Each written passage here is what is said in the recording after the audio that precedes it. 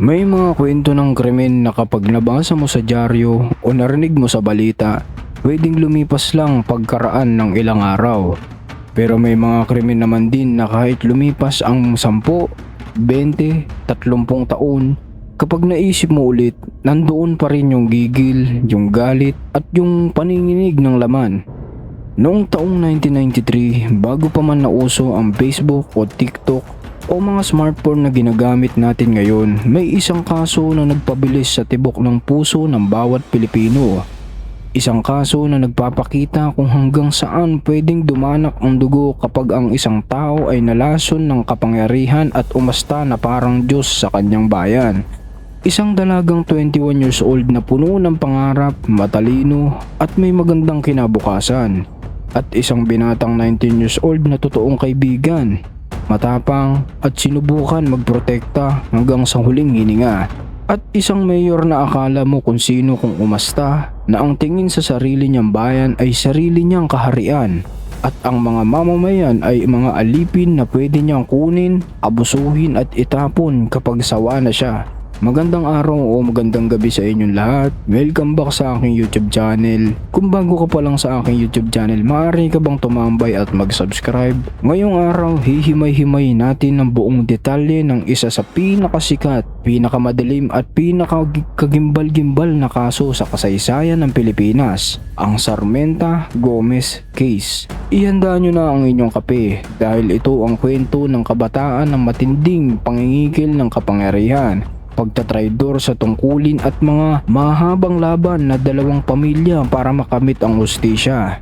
Bumalik tayo sa taong 1993. Pumunta tayo sa bayan ng Los Baños sa Laguna. Ang University of the Philippines Los Baños o UPLB ay kilala bilang isang napakatahimik, luntian at napakagandang campus sa paanan ng bundok ng Makiling. Sa lugar na ito, ang hanging amihan mula sa bundok ay nagbigay ng preskong pakiramdam sa libu-libong estudyante na nangangarap na makapagtapos at makatulong sa kanilang pamilya. Kabilang sa mga estudyanteng ito si Eileen Sarmenta.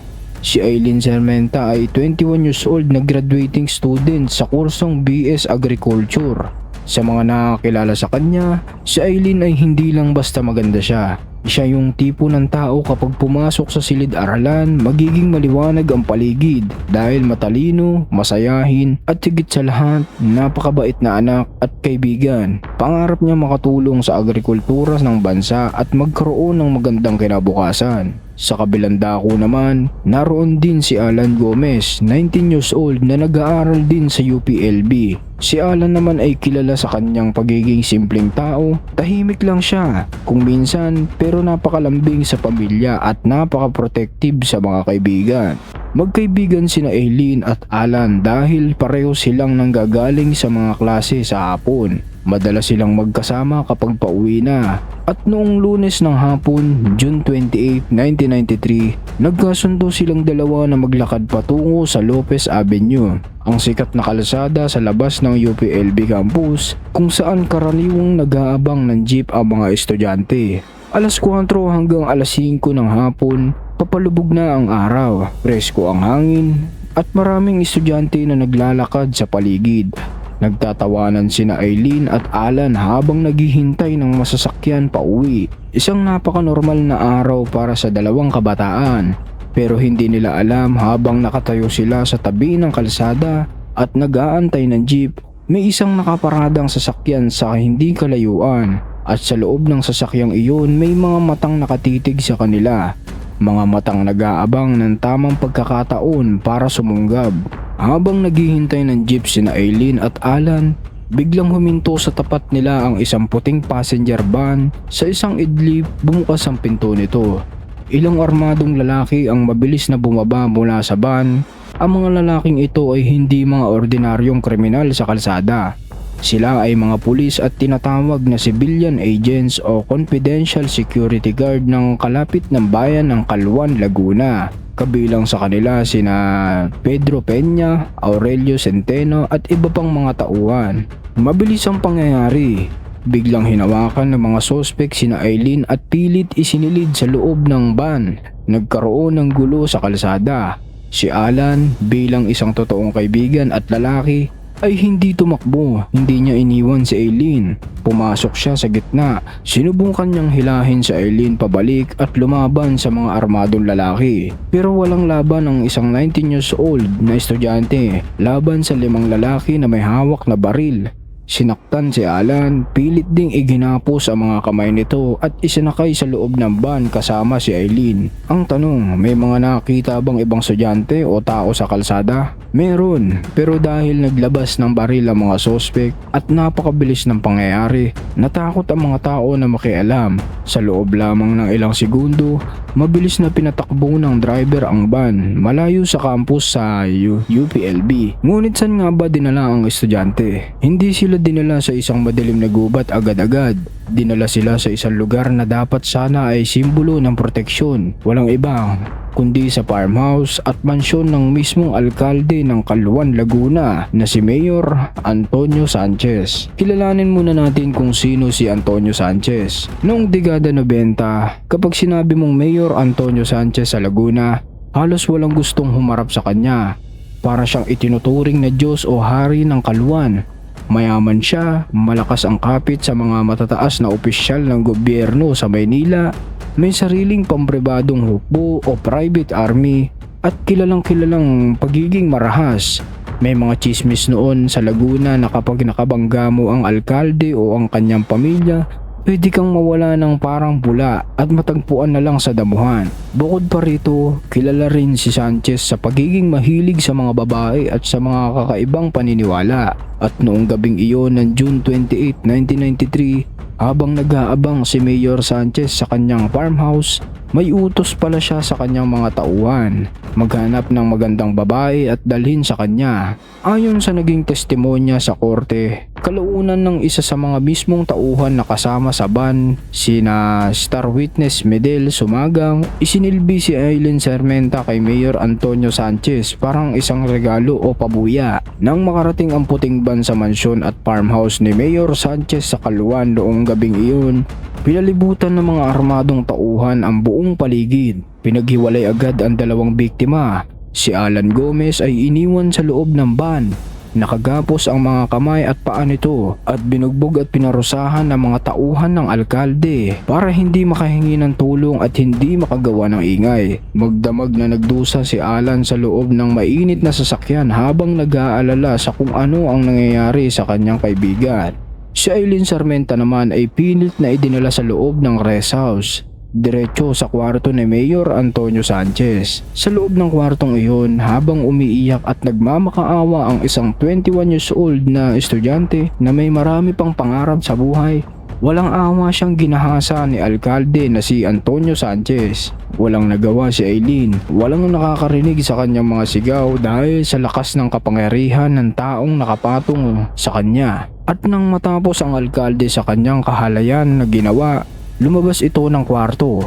Sa halip na maawa o matakot sa batas, humarap si Mayor Sanchez sa kanya-kanyang tauhan at sinabi ang mga linyang magiging marka ng kadiliman sa kasaysayan ng judiciary sa Pilipinas. Sabi ni Mayor Sanchez sa kanyang mga tauhan, "Iwan ko na sa inyo yan, gamitin nyo rin." Isang napakademonyong utos mula sa isang lider ng bayan.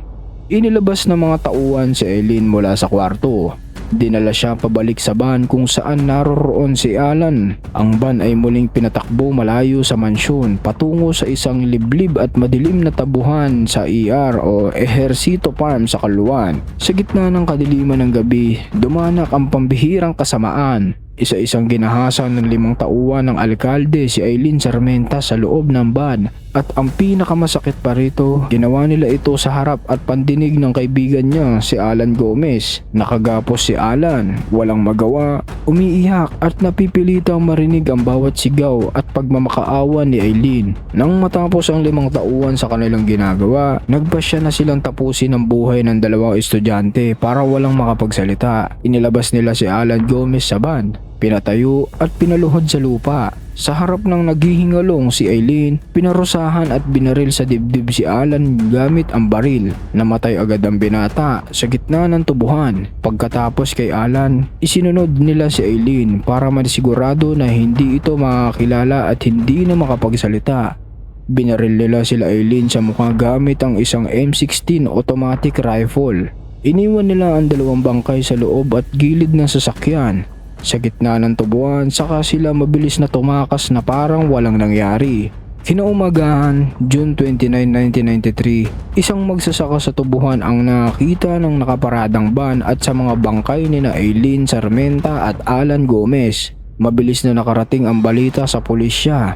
At mula roon, kumalat ito na parang apoy sa buong UPLB campus.